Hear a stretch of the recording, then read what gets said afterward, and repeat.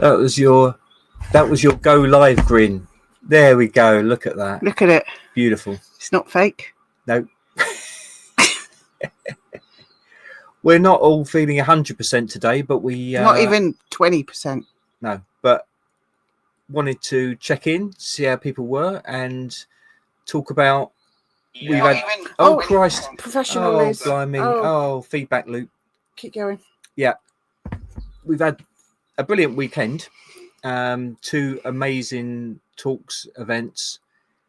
Anthony Peake on the Thursday in London, and then David Icke with his. Oh, if you do that, I go out of focus. Do it again. See if I come back.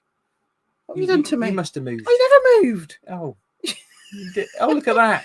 Yeah. Well, this is a bit. It's a bit like a Matrix type look to with all the. We look like we're having a near-death experience. And the 2 talks were linked. I mean, they could have been part of a double bill or a conference about the same subject. Really, in many ways, they certainly touched on the same things. So Anthony Peake began, if you like, our little 2-day conference. We went up to London, and thanks to Ben, Panwo Ben, for giving us a shout out to, or letting us know that it was going to happen. So Anthony was doing. We wanted to do the last one, didn't we? But you were working. Yeah. So Ben remembered that. Yeah. No, that was very kind of him. And thankfully, I had last week off anyway, leading up to Easter, so we were around. We could go up. So there was. Anthony did a talk at Watkins Bookshop, which is amazing. Yeah, it's like Glastonbury in one shop. Oh my god, it's amazing. But yeah, exactly, just very much like the Courtyard Books, etc. in Glastonbury, esoteric bookshop, and it's just sort of back from where the National Portrait Gallery is, so near Leicester Square. That sort of. Hi, Ego. Hello, Ego Shredder. I know we are showing off a little bit, yeah. Yeah, it wasn't not what you know. Oh, but before the talk, we met him for an informal chat at the South Bank Centre. Yeah, I've never been to the South Bank. Well, I know apparently I have been to the South Bank Centre, but I can't remember it. I was wandering around going, "What is this? It's like a really rubbish library." I was just walking around going, "What?" And then you got like one section over there where people plug their laptops in, and like, why don't you just do that at home? It has got that. I don't know when it was made, but I'm thinking 60s. But it's got that sort of not very nice architecture, but it's supposed to be modern, very spacious. Yeah, it's all that sort of minimalist, I suppose. I'm not a minimalist. I'm a maximalist. Yeah, messy sod. Anyway, we met them there. We had a coffee, and we were having a informal chat with Anthony and loads of really nice people that came to see Anthony. So we're like VIPs. So I mean, yeah, and it was great to meet him in person and have a chat to him. Really, he's so lovely. Really lovely guy, and certainly not in any way stuck up at all. But he's so lovely. So really good to talk to, and other people there very interesting. Guy Paul didn't actually get really chance to talk. Martin, Mark, and I didn't catch the other guy's name. But Ben. And it was quite interesting the discussion beforehand. I mean, Paul was bringing up which a friend Mari's also mentioned before, which we haven't actually checked out yet, but the telepathic tapes. Telepathy tapes. It's all the rage, apparently. Yeah, but very interesting on looking at several non-verbal children. Was either Murray or Margaret? It was one or the other. Can't remember. Well, thank you to both, anyway. And this idea of them having, well, not an idea of that, scientists, psychologists studying them, and they're non-verbal, but seemingly have telepathic abilities where they've been they're able to pick up what people are thinking, and then they use it, type it out, but you use codes in some cases. It did make me think. Just a little shout out for my book, The Individual. You got a book called The Individual? I've got a book called The Individual, which is going to make a reappearance because he's updating it a bit. I'm doing a little bit of a not a massive rewrite, just some added scenes, bit of a tweak. But that is the idea of people that don't have any language, any verbal language. They don't speak or write anything. Anyway, enough about your book. We're talking about Anthony's book. They compete about images, but yeah. So Anthony's book, which obviously got a signed copy of, Near-Death Experiences: The Science, Psychology, and Anthropology Behind the Phenomenon. And that's what Anthony was stressing, that he read all sorts of different accounts of near-death experiences, modern and ancient, or from all around the world. But what really draws him into it is the science, and that's what makes his books different, because he said a lot of the books are just anecdotal, whereas he goes into the science and the quantum physics and this, that, and the other about. Yeah, and his talk was just like mind blown. It is. I mean, I, from a layman point of view and struggling to get my brain around it, I've looked at quantum physics stuff over the years, and it's one of these things where I guess a lot of people that are interested in the spiritual side get excited about it, because it just seemed to be where hard science and mathematics seem in some ways to be backing up things that come into the spiritual people have talked about for thousands of years in some cases. But he was talking about the idea of dark matter, where science is, like over 90% of the universe, they don't know what it is. I'm bloody dark matter. Every time every time you flap your hands about, I go into bloody hyperspace. Don't blame it all on me. It's your bloody flappy hands. Oh, I've gone again. Don't worry, I'm not going to be saying a lot. I'm just going to sit back here. No. I'm fine. I'm going to. Yeah. But the idea that basically 90+% of everything is empty space or void, or whether it's this dark matter, and there's all these spaces between atoms. But yeah, in terms of near-death experiences, I think really he's very interested in science, but he was saying, materialists, this idea of that they've got science has got everything explained. And as he was saying, people have said hundreds of years ago that, they've got up on stage and said, oh, science is settled, similar sort of thing that we hear these days, where, oh, there's nothing really much else to discover. Oh, there's just one or two little bits that, like 98% of the universe. We'll just call it dark matter. That's it. We might as well just call it don't matter. Oh, very good. I'm here for the humor. But that is a thing, whether it's like it as he said, with some things they give a label to it, and then it's like, oh, we've worked out what it is then, but that they haven't really. And in terms of things like dreams and out-of-body experiences or near-death experiences, science thinks that it's just got to handle it by just saying it's all a hallucination. But as he says, well, you haven't really explained anything, because what is causing this hallucination or whatever it is. And also, what is a hallucination? Yeah. Because if two people have a hallucination, it's a folie à deux. If like a shitload of people, like in Fatima, see something in the sky, it's like, that's mass hallucination. Yeah. Or maybe they just all saw it. No. And what's that then? Mass hallucination. It's just this thing, this hallucination. Yeah. I mean, they not very scientific. That's right. I mean, as Ben said, maybe they just seen it, mate. Yeah. Well, that's it. I mean, that, as Ben sort of said in his skeptic, the opposite, skeptic talks, which he did on our channel as well. And it's like that they keep moving the goalposts, and they say, oh, you need to provide proof of something. And then when people provide proof, or like you say, hundreds of people maybe say they've seen the same thing, and then they will still find any other reason, however unlikely it seems, and the odds will be millions to one. They will say, oh yeah, that has to be the explanation. It can't just be that. I'll tell you what's going on now. back in the day, it was, oh, everybody's got really shit pictures of UFOs. Why is everybody taking pictures of UFOs on their potato phone? And now they're getting some really good. They're like AI. Yeah. That's AI. That is. That's too can't good. It's like, make your pig in mind up. No, that's absolutely true. And it's, I mean,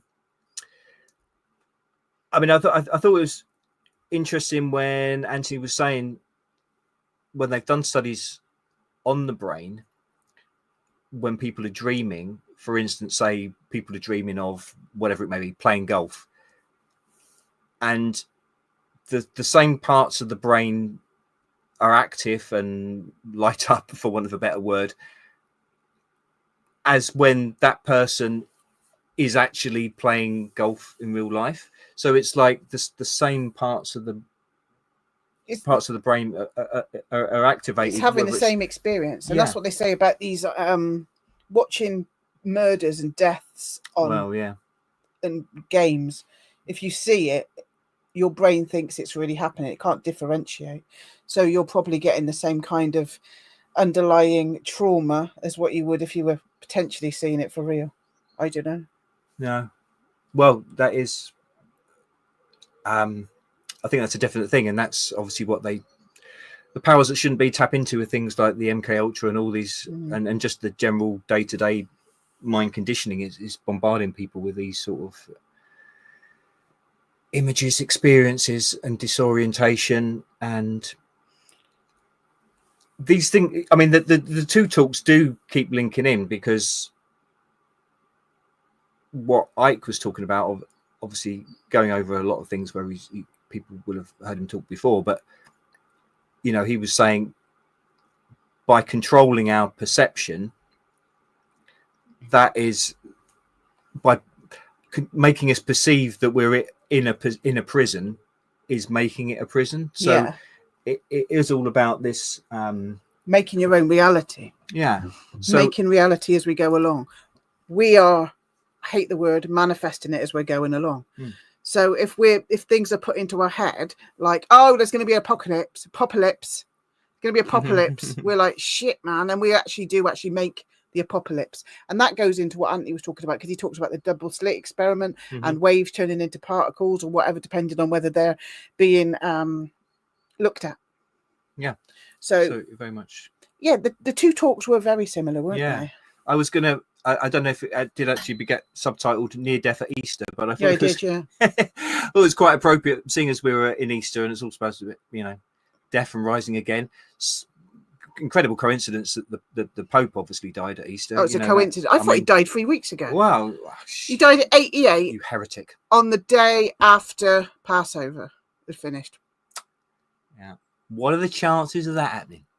Well, apparently this new one that's coming in is going to be even worse. Anyway, carry on. Never mind about him. Don't get started. Diego showed us a dark matter, eating too much licorice, and the aftermath. Well, fair enough. As Easter eggs as well. But I do remember something similar, reading a book about brain activity, and it was very a similar sort of thing, where they were saying that the parts of the brain that were activated when you were remembering something that actually happened to you in the past, or what you thought it was, a memory which supposedly was of something real that happened, but it's exactly the same bits of the brain that were lighting up as when it was something was a completely imaginary experience about something that didn't happen. So then, of course, you get into all these realms of, you know, can you trust your memories? And everything's a perceptual field, which I guess then taps into what Icke talks about it being a simulation. Yeah. And I mean, there was a question for the Icke. So just to let you know about the, I know I think we can't avoid jumping around a little bit because they do interconnect the two talks, but with the Icke, it was different. Obviously he must be slowing down. He's getting on. Bless him. Although he's still bloody amazing for, was he 70 or something? 73 this year or something. Wow. But obviously from doing like 10-hour plus. Stop waving your bloody hands about it. Our blur is going. You see me, arty mess. Look. Yeah. Leave your bloody hands alone. All right. So from doing like sort of 10-hour talks as he's obviously done in the past. When we saw him several years ago, he did about 4 hours, which was incredible. That's the first time I've ever seen him. So basically, it was an iconic live. So you had Richard Willett, you had Gareth, you had Jamie, and you had the woman who, Christina Wills or something. De Wyke, I think. Who was really good, Dutch actually. lady, yeah. She was really good. I think she does films or something. I don't know. Yeah, well, she's done films, again, on near-death experiences. And she does films for Iconic. So this... so yeah, again, there was mention about near-death experience, and yeah, she made a very good point about reality, and what we perceive around us seems massive, if you like, or it's the immensity of reality around us. But if we can step out of that and see things for how they really are. Well, it was because David Icke said that, like, academics, etc., and maybe kind of make everything seem out of your grasp. And if I don't have a PhD in astrophysics, I'll never understand the what the nature of reality, and they make it all very complicated and highfalutin so that people like me don't stand a chance. And it's bullshit. And I think he quoted somebody famous, but Picasso said it as well. You've got to make, if you're a genius, it's not being a genius is making it all complicated. Being a genius is making the complicated really accessible and easy to understand. That's actually being a genius, because I think it really means you understand it, so you can boil it down. You don't have to bloody well you don't have to fall back on word salad and nonsense like that. And she kind of said that's what happens to the field, the quantum field, if you will. The big and the overwhelming and the scary, I've gone again, can all be brought back down to a tiny dot. And that tiny dot is actually you. You know what I mean? The whole, it's like that Blake quote. What is it? She said grain of sand, yeah. What is it? The whole of the universe in a grain of sand or something? A world in a grain of sand. But she made it really make sense, didn't she? Yeah. No, I think she encapsulated it really well. Yeah, she was good. So the format of the Icke thing was basically they started off with Gareth and Jamie, and they showed a film that they made, because they made a film of them cycling from Leicester to the Isle of Wight in memory of their sister, and they're actually raising money for the injured. They're raising money for that, because obviously their sister passed away a couple of years ago. So they played that film, which was very poignant. And then Rich Willett came out, and they had a little laugh, and then that woman came out. And then the big event, I've got a little short of him when he comes out. The main event comes out he comes, and he's got more energy than all for the rest of them put together. And he was just like, just rabbiting on. But the cutest bit, I'm just going to say the cutest bit, there was this big question. He was like, I do this. It's my vocation, and I was born to do this, and, everything else. I'll rest when I die, sort of a thing. And he was going off, and he was like, and then he went, oh, but I do like steam trains, don't I? And he's like, to his boys, he's like, we're going to see some steam trains next week, aren't we? And it was like, so cute. It was like, so cute. Anybody that say he's a shill, fuck right off. You've obviously never seen him live. You've never seen him interact with his family. He is just adorable, isn't he? Oh, yeah. So anyway, and they had questions from the audience. And obviously they only could fit in about 3, because David was just rabbiting on. But it was brilliant, wasn't it? Yeah, I mean, I think when he said that about steam trains, there was sort of one of the questions was, how do you distract yourself? Maybe is the wrong word, but with all the shit going on, and how do you sort of relax? Or it was kind of that, but not really. But yeah. All right, I can't remember exactly, but they were, they were all talking about things. Gareth Icke said he still likes sports. Obviously. David as well, of course. Mark's pushing this point home now for a reason, because I always call him a fucking idiot when he's going to bloody watch football. And the reason this is starting at 6 and not 7 is why, Froud? Because my team Spurs are playing on the telly at 8 o'clock. So all he does when I call him an idiot for watching this is say, David Icke watches it. It's quite funny because Gareth said every time he says he's going to do something like that, somebody writes bread and circus underneath his comment. He's like, well, I like bread and I like the circus. So like you said, as long as you're aware that that's what it is, and you're not letting it catch you up so much that it becomes your life. What, and get really angry when they lose? Yeah, believe me, I am very used to my team losing this season. Getting angry about it. So no, I do get angry about it. Unplug from it. Moody. Anyway, enough about right. me. Let's go back to the old Anthony Peake. Yeah. Well, just say just Ego Shredder's point. Tony Sayers, I don't know him, but thinks NDE or interceptions by dark entities in the astral realm manipulating your thoughts and experiences. Well, I mean, I suppose that in some ways taps in a little bit to what Ike is saying when he. Sorry, I was just reading that. Go team. I wasn't listening to a word you were bloody saying. You use a name. Now, name. I'm always suspicious of names I don't know because it's usually my son piss assing about. He keeps coming on to things and calling himself a different name. And then I have an interaction with him, and then he says something inappropriate, and I go, "You're my son, aren't you?" So whenever I see a name I don't know, I'm always think that's my son. Right, could well be. Might be. Ego Shredder's a Liverpool fan, so he's happy. Oh, well, that's like your boys. Oh. That's like your boys. What's my V word status? No, I don't know if that's my son or not, because that's the sort of nonsense my son would say. You're not my son. That's something my son would say. Ben is here. Hi, Ben. Do you think that's my son? Do you think that's Connor piss-assing about or not? I don't know. Hello, name. If you're not, I apologise. Yeah. Do you want to be my son? It's quite good, actually. I'm a good mum. Anyway, no, I'm not V-worded username name. Yep. And neither's my husband. No. Or he wouldn't be my husband. Yeah. Not your kin, miss. Okay, I believe you. I believe you. Okay. So...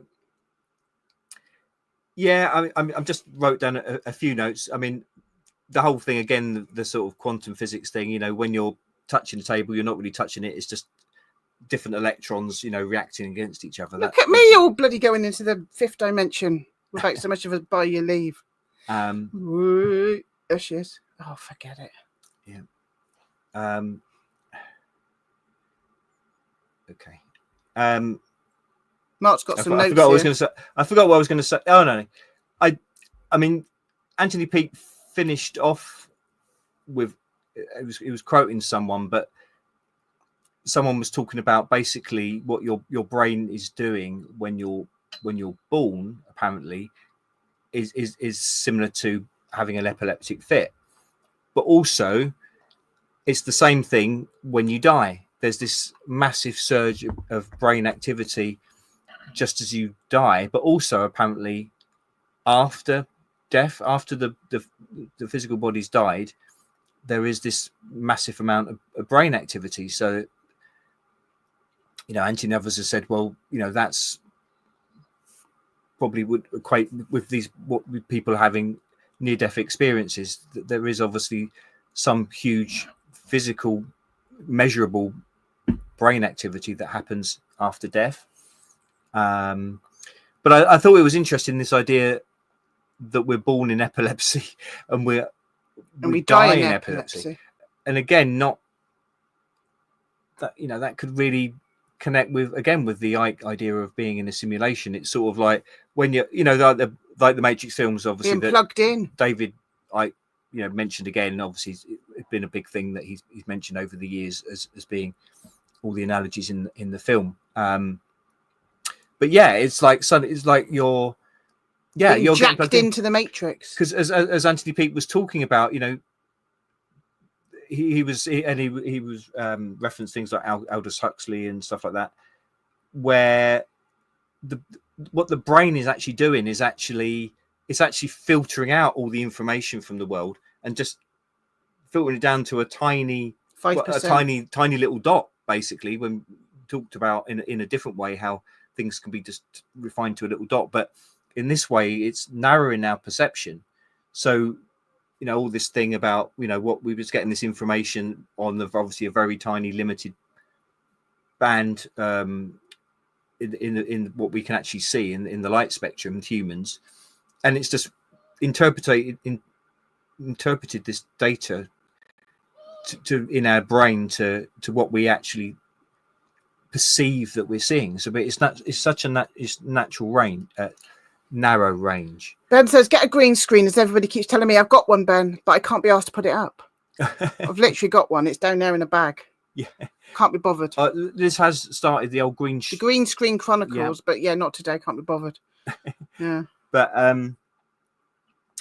yeah, it seems to me that in many ways, and that's the whole thing about the brain, we're only using a small percentage of our brain day to day, and it does seem to be that our day-to-day brain is just filtering out. It's a big filter. It's yeah. So it's rather than perceiving all that there is, it's just coming down to. So that makes me think when people say that they're starting to see, you know, like all of a sudden this phenomenon of demon face or something, where people are starting to see demons in people's face. Do you remember there was like demon face syndrome? Yeah, there was that woman on the plane.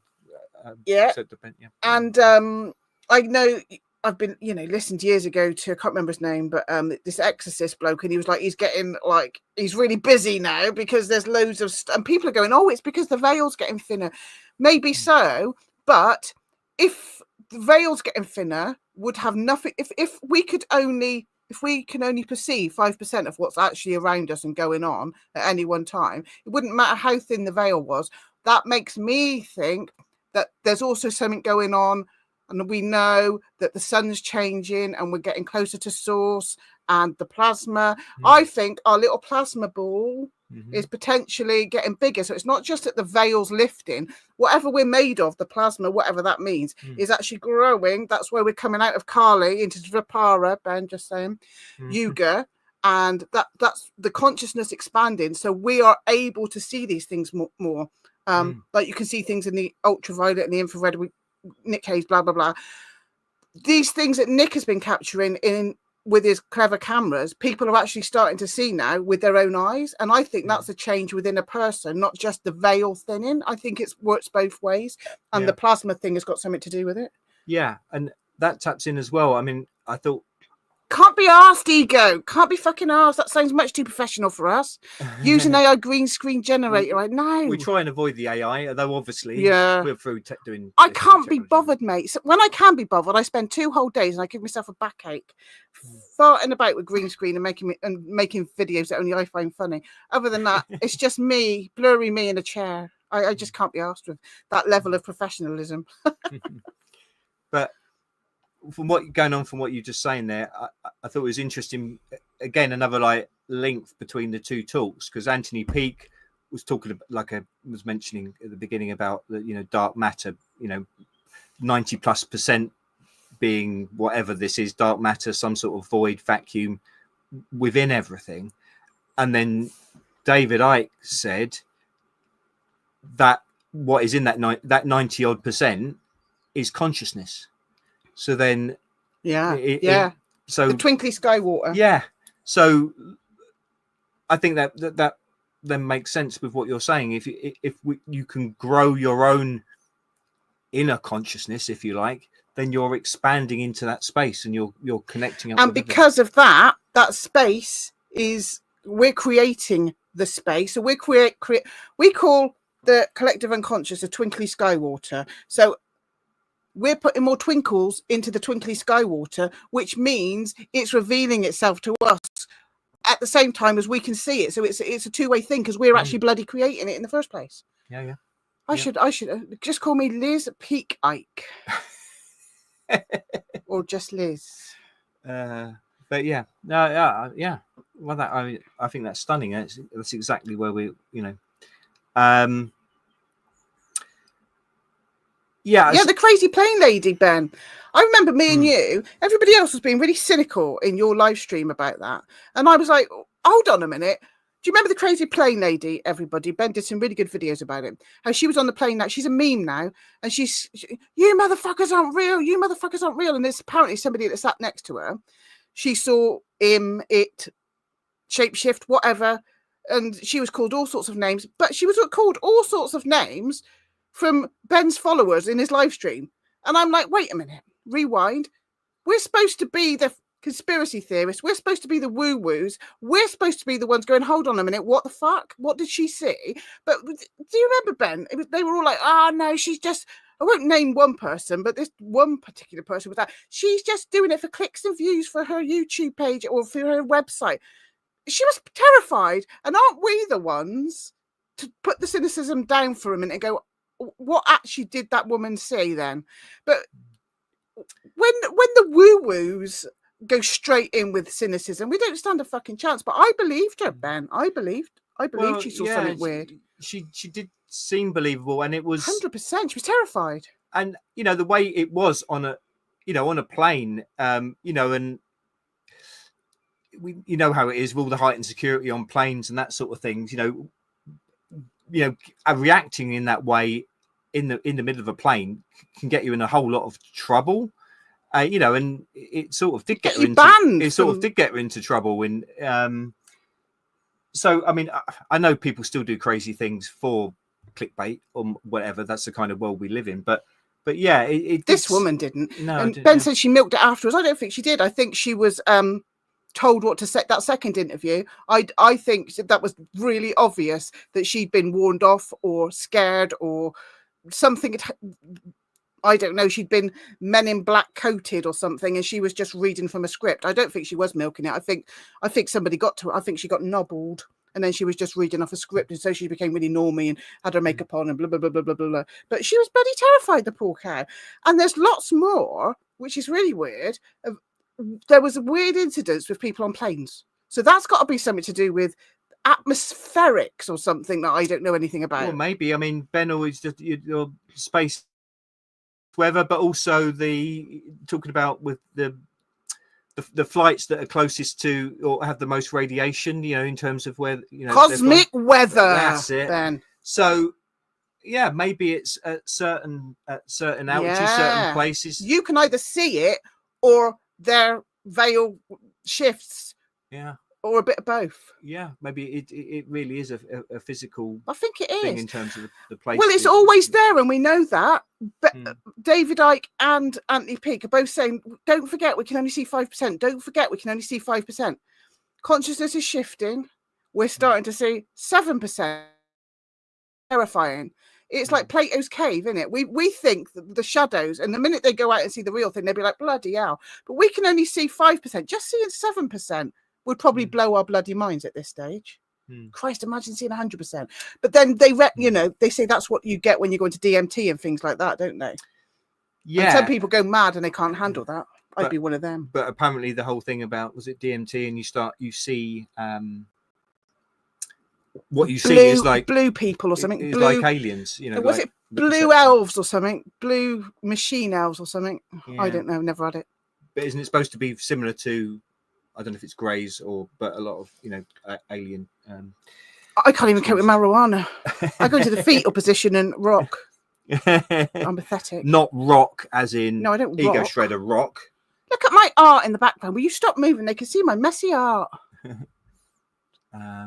Just look. That's all my messy art is. Fine. It makes beautiful pictures in the end. Yeah, but I mean, just on a maybe a more. Material level, if you like, it seemed to me that we joked when David Icke come out. They were joking about. Well, they showed a clip of the film that Christina de Icke had made, because she's Dutch, and I think that's where she got involved with Iconic. I don't know, but she was done a film about obviously all this stuff that's happened with Icke being banned from Holland, and then as a extension of that all of that. Schengen, all this economic EU area, basically, crazy, and they'll quote clips from mainstream media out there, hate preacher and all this sort of stuff. And like you said, he's like the complete opposite. My son came with us, and he's like, "How can anybody think that he is a hate? All he preaches is we're all the same." Yeah. Can we stop being arseholes to each other, please? Yeah, and he's very much the opposite of that. And I think in some way, because I think they sort of addressed this. I think maybe Gareth was talking to, but why Well, why I think specifically about this Holland ban, why has it not been mentioned much in the mainstream media?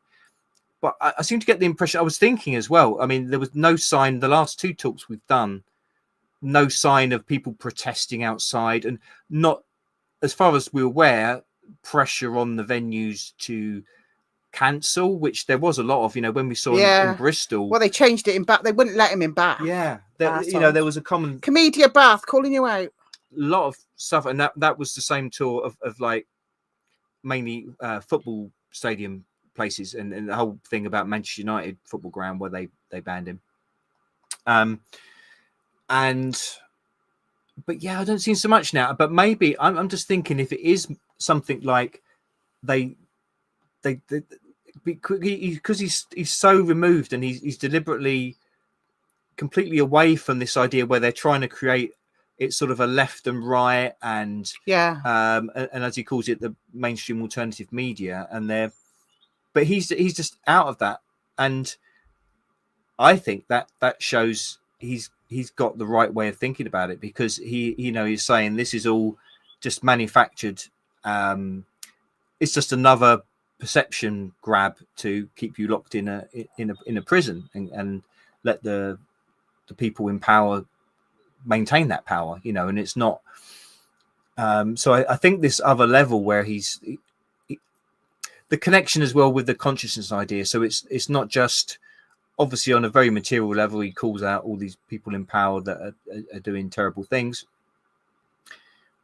but I think it is important that there's this extra level, because it is beyond that, and it's not. It is also about the managing of perception of our reality, and that is just sticking in the material kind of realm, isn't it?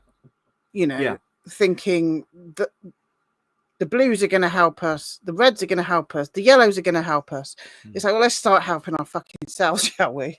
And just disconnect from all of that nonsense. Let's go back to Anthony Peake. We keep going back to White, but let's keep going to Anthony Peake. We'll keep.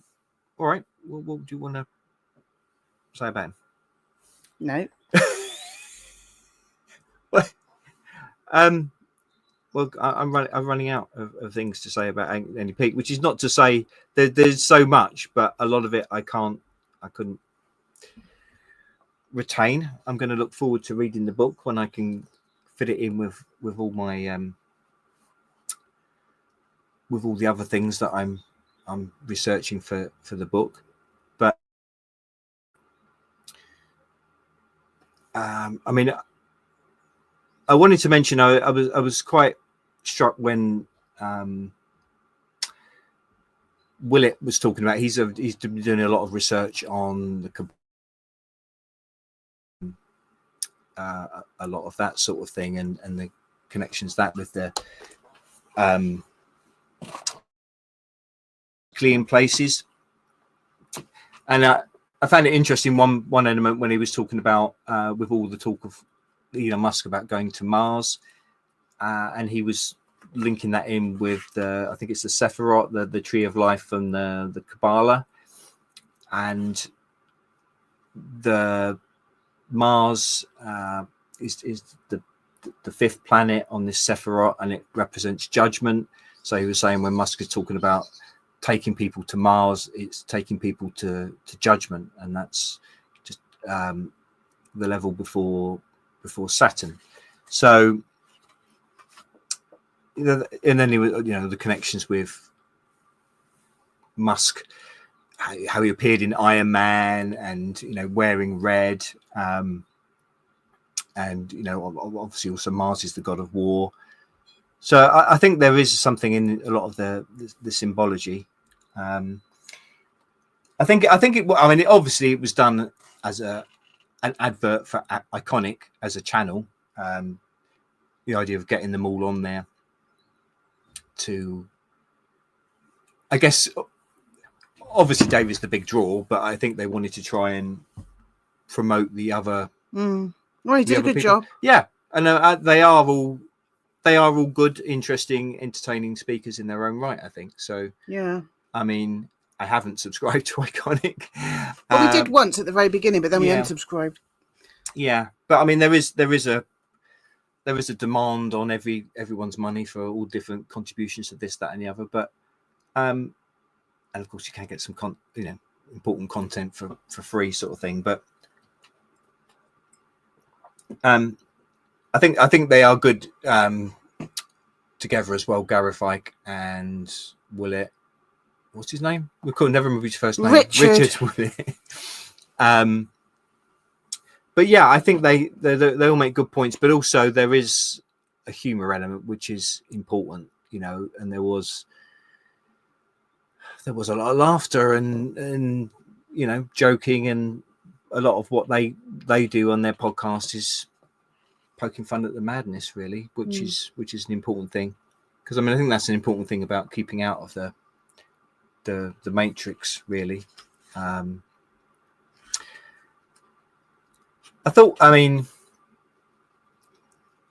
guess not surprising, but David Icke talking about seeing animals in nature and saying, well, they're copies, they're part of the program. Well, somebody said to him, is it only human beings that have got consciousness or something?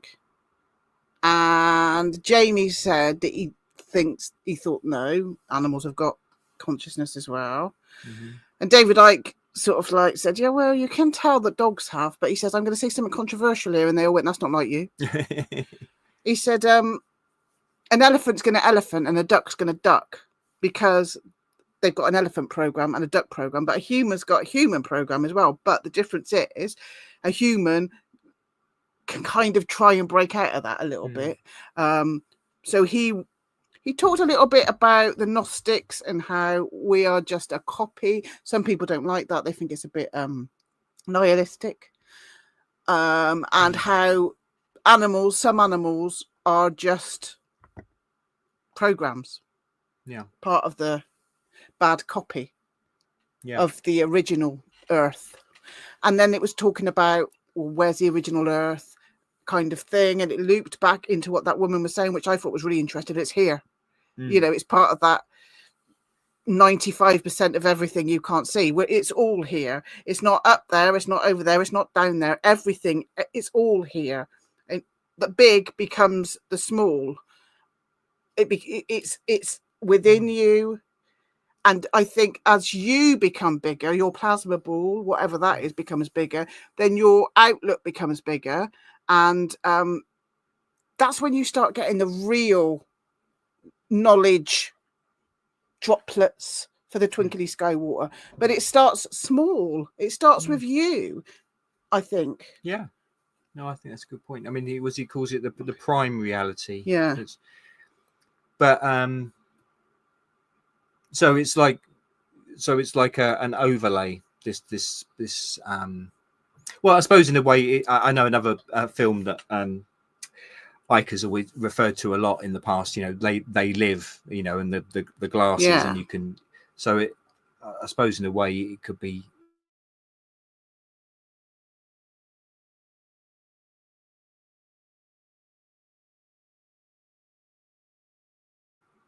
Oh, we're back. We're back. I don't think we are. I don't know. A complete. Oh. We've got an unstable connection, which is fine. Well, that could be because we're a glitch in the matrix. Well, we did say this one was only going to be short, didn't we? Yeah. I mean, I just wanted to, just call in really, because we haven't been doing many. So we've had a glitch on our live stream. I think we're back now. Yeah. But this was always going to be a short one because of sports ball. Yeah. So it was just to say hello and just to say we had a great time, and it was nice to see you, Ben. And we're doing all right. Yeah. I'm doing my craft stalls. He's still writing his book. Just wanted to say hello, really. Is everyone else all good? I hope they're good. I just want to mention as well, because my mate... Unstable hosts. Definitely. My mate Mab, I know this is going off topic, but it does connect up with, flag up to me this thing about the Drove, which is it's been a free access, free camping site by Stonehenge that's been around for God knows how long. and it's been closed off for a long time, and there all this stuff about, oh yeah, we've got to work to make a new road, and it's like, how long is it going to take? I know it's off topic, but I think it's important. It's just another example, which I mentioned before, of these ancient sites where they're so often restricting access, or they're not wanting to dig and reveal, and that to me is just, in a way, it's a different level of the Matrix. Well, that's like, because we couldn't go to Avebury and see our friends at the weekend because I was doing all the driving. But we didn't go to Avebury to see our friends over the weekend, but I had to go today to drop off some stock for the shop. And, really getting into Silbury Hill, because I think it's overlooked, Avebury Stones and Longbarrow. But Silbury Hill's amazing. And if you look at it, it looks like a boob, and it looks like it's got a nipple on the top. And now I've been looking at it because I've been painting it a lot for the shop. And I said that to Mark. He's like, yeah, there's another one. There isn't, because I think from the air, the long barrow looks like a vagina. Mark said, well, there is another boob, but it's in some college or something. Marlborough College. Yeah. You're not allowed in there. Yeah. How dare you? It's on private land. How can that be private land? I think I think we're unstable again, Mark. Oh, definitely unstable. The internet's trying to tell us something. Oh, the irony of that, things glitching when we're talking about the Matrix and all that. But yeah, I definitely think these ancient sites, there is a connection. I think they were aware of these energies, and there are. There's all these things where they're obviously calendars, and they're marking solstices and these different alignments, and the sun and the moon. But I think it is all about energies. But I think that is all to do with plugging into the different kinds of reality and seeing things differently. And I mean, obviously, thousands of years ago, I'm sure there were different perceptions, and what? Keep going. And things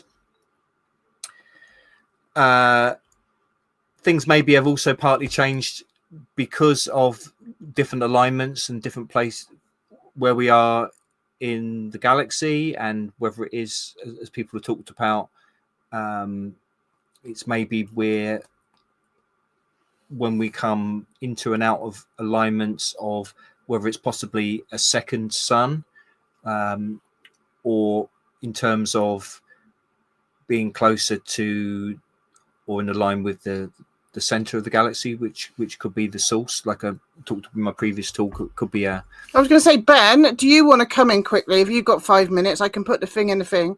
I'll put the thing in the thing, and you can come in if you want, because Ben obviously told us about the Anthony Peake, so he was there. He wasn't at the David Icke thing, but Ben, if you feel like it, I'll just put it there for a few minutes if you fancy coming in.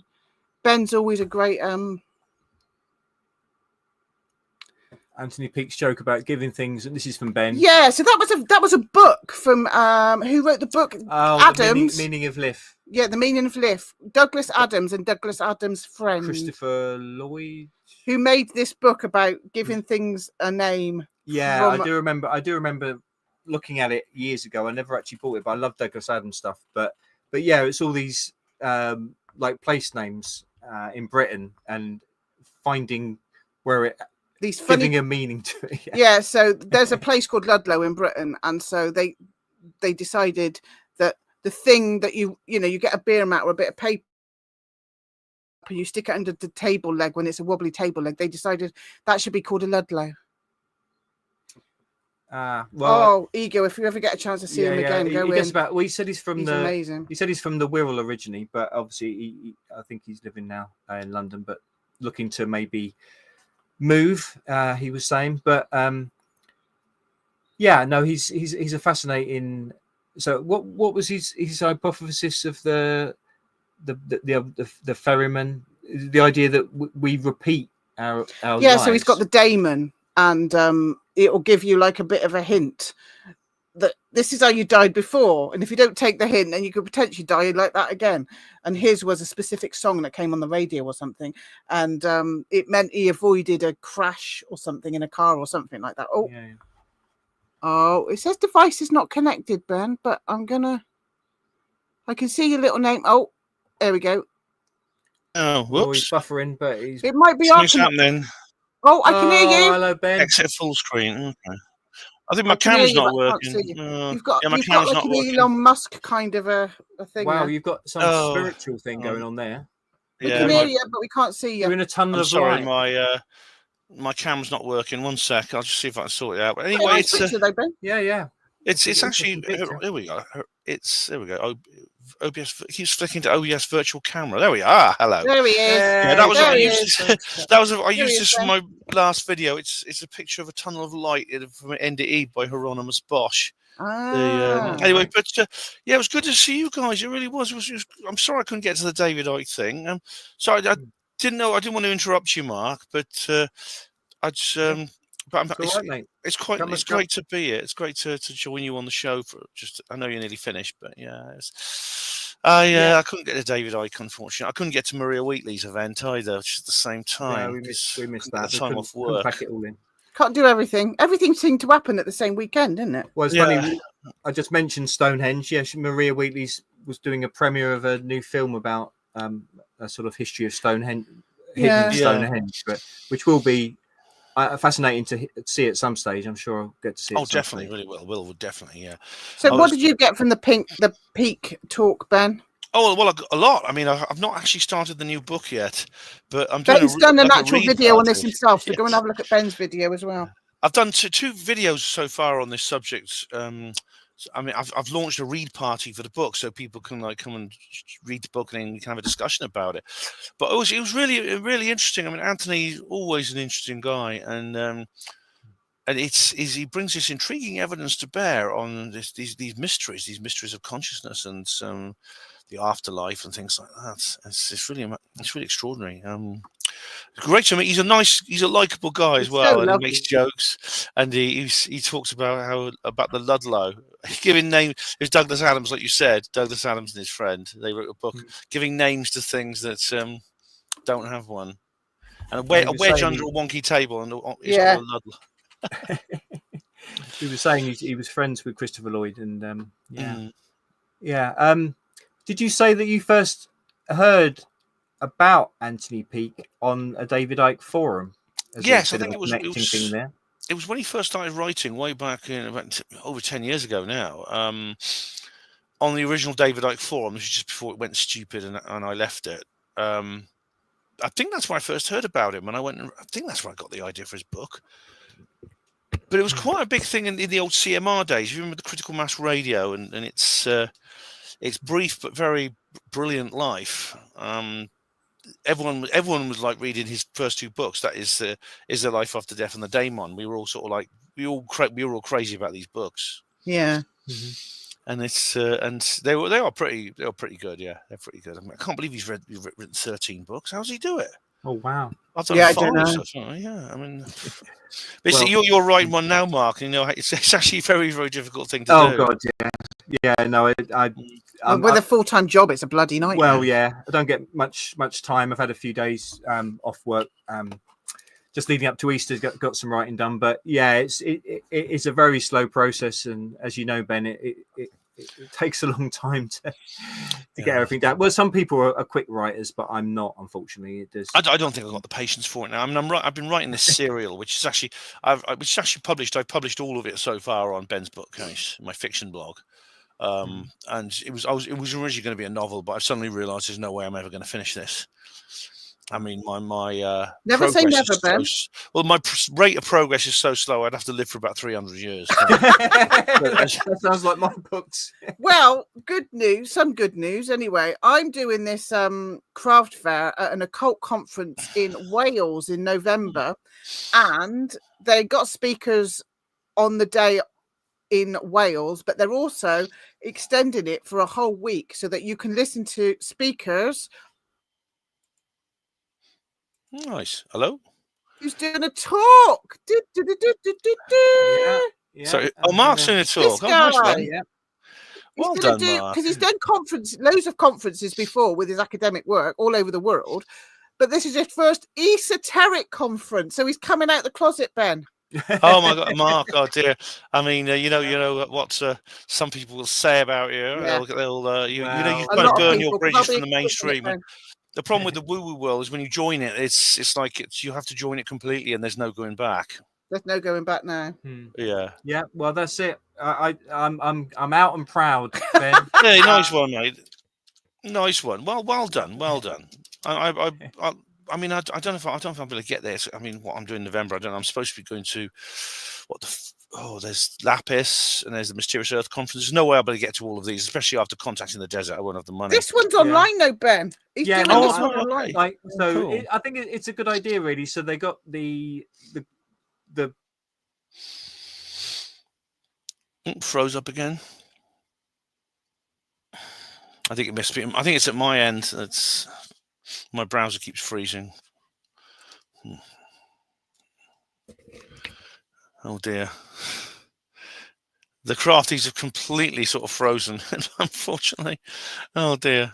Oh, so back. Did it buffer? Oh, they're back.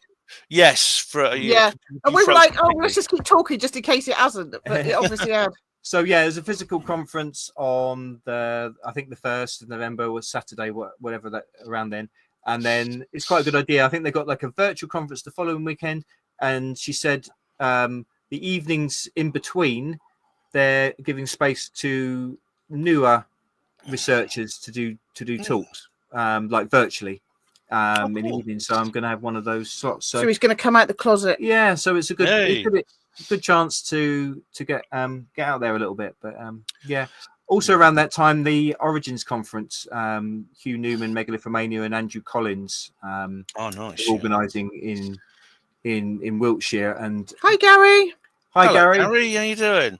Yeah, good to see you, mate. And they're going to have the special guests, the Italian guys that done that scan that's been very controversial. The pyramid thing, yes, the pyramids. That's yeah. So that is another very interesting sort of topical thing that's going on, and ties in again with what I was talking about, ancient sites, people not restricting the knowledge, because the Egyptian authorities probably not going to allow any further sort of exploration of, the possibility, which there seems to be all these caverns deep under the Giza plateau, but they're not going to allow it. They're restricting it, sort of thing. But well, yeah, I mean, the only thing you can do is, I think they may be able to get permission to do more non-invasive scanning. So maybe a muography like they use for the Great Pyramid, which has proven to itself to be very accurate. For example, it did detect a chamber that was later shown to be there. So maybe they'll be able to do that. Yeah, I mean, it'd be hard. It would be hard to stop people just doing a muography scan. I think what they said, because obviously, I think apparently they kicked off about people doing the scan from a satellite. It's like, well, you can't really stop people doing it from hundreds of miles up in the air. So, and why would you kick off about that unless you've got something to hide? Well, exactly, I think what Andrew Collins was saying on the sort of last video on Megalithomania, that there's such a that they want to try and have control, the Egyptian authorities, like, if any new discoveries are made, it's got to be done by the Egyptians, sort of thing. But then again, they're not doing it. So, yeah, exactly, they're not doing it. So, but yeah, I mean, Andrew Collins himself, discovered this cave system from the Tomb of the Birds on the Giza Plateau. But previous, this Awaz, or whatever his name is, the guy who's head of the archaeology there, he said it was nonsense until it was proven to be true. But anyway, I'm going to be topic. That's all right, but they say that. But I don't. So, what do you have planned coming up in the next few weeks, Ben? What's your plan of action? Well, so I'm doing a live stream tomorrow about the Pope. I've got to do the notice. I've got to finish this article for UFO Truth, and I'm going to do the notice. I'm going to Contacting the Desert, which I'm really looking forward to. You are? At the end of next month, which I'm really looking forward to. Anthony's going to that too, isn't he? Who is? Anthony. Oh, yes, Anthony Peake. Yes, Anthony Peake's going to be there. That's just cool. Yeah. I can't wait for that video because I've exhausted this one, Ben. I've exhausted last year's.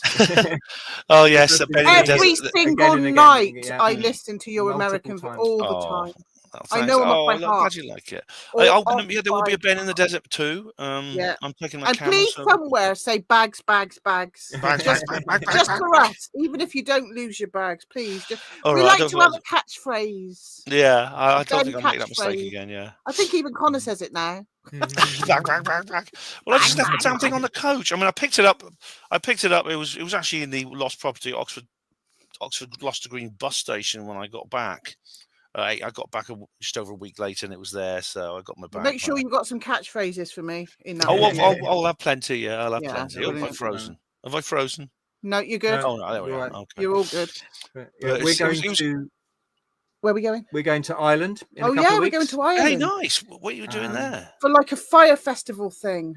Yeah, Oh, there's Isniach. It's I could never say it. mispronounce it probably, but around Tara, these hills in the centre of Ireland where The they ancient the capital, old yeah. kings used to be, and they used to apparently have these fires for Beltane, like these fires that could be seen across Ireland, and other fires would then sort of go across. Because my favourite bit in Lord of the Rings is where they light the beacons. Yeah, it is a kind of like that. I mean, Beltane is the thing about Beltane is we're in the kind of period, the pre-Beltane period. I mean, this is what concerns me because all things of this fire connection happens. For example, the Waco siege ended in this Yeah. period. It's usually about a week to 10 days. It's basically the time roughly between Easter and May the 1st. Yeah. Which is the Celtic Fire Festival of Beltane. Yeah.